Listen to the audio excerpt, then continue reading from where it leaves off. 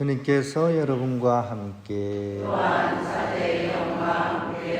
요한이 전한 거룩한 복음입니다.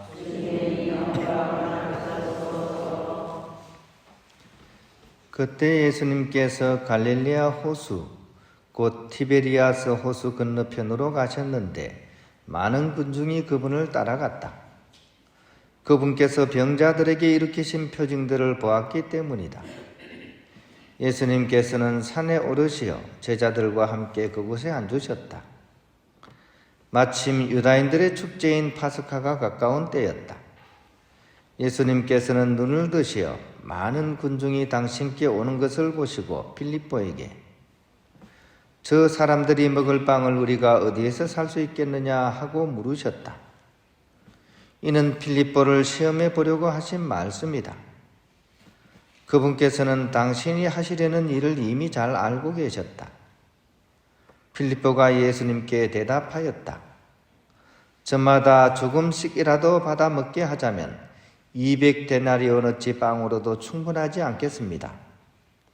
그때 제자들 가운데 하나인 시몬 베드로의 동생 안드레아가 예수님께 말하였다. 여기 보리빵 5개와 물고기 2마리를 가진 아이가 있습니다만 저렇게 많은 사람에게 이것이 무슨 소용이 있겠습니까? 그러자 예수님께서는 사람들을 자리 잡게 하여라 하고 이르셨다. 그곳에는 풀이 많았다. 그리하여 사람들이 자리를 잡았는데 장정만도 그 수가 5,000명쯤 되었다.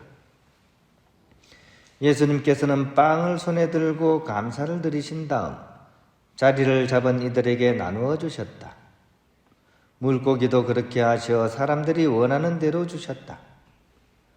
그들이 배불리 먹은 다음에 예수님께서는 제자들에게 버려지는 것이 없도록 남은 조각을 모아라 하고 말씀하셨다.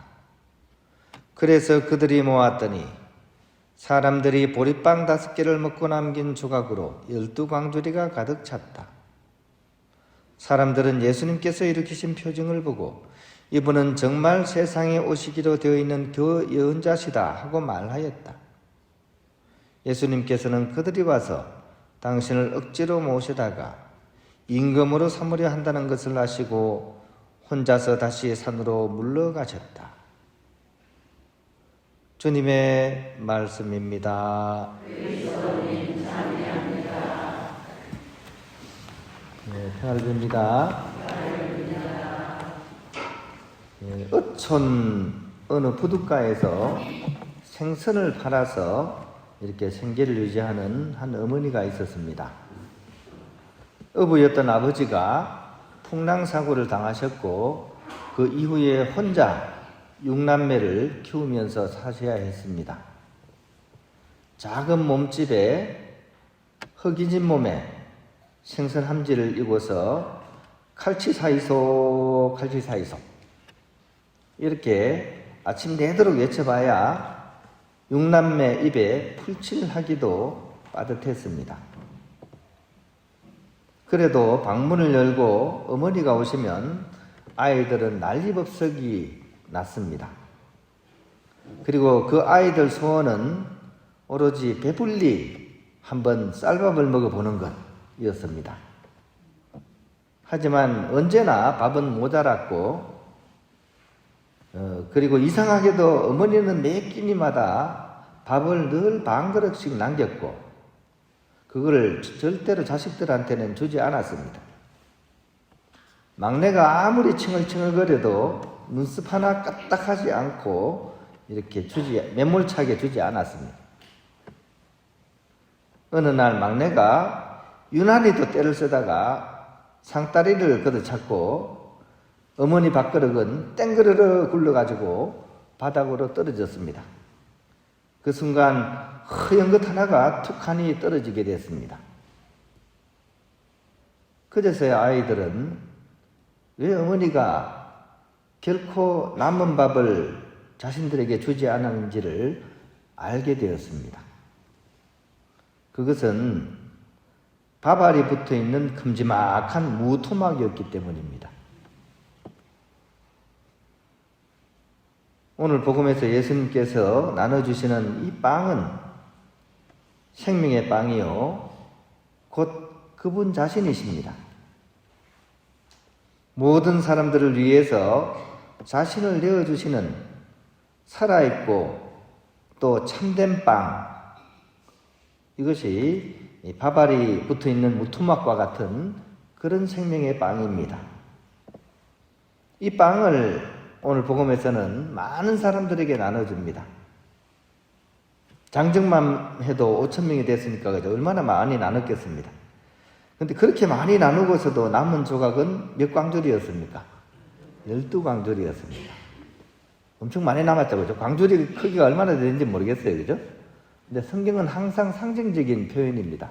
이 12광줄이는 광줄이 12개를 의미하기도 하지만 사실은 이스라엘 12지파를 의미하고 있는 거죠. 그러니까 이 얘기는 뭡니까? 모든 사람을 다 먹이고도 이토록 풍성하게 남는다, 가득 채우신다, 이런 뜻입니다.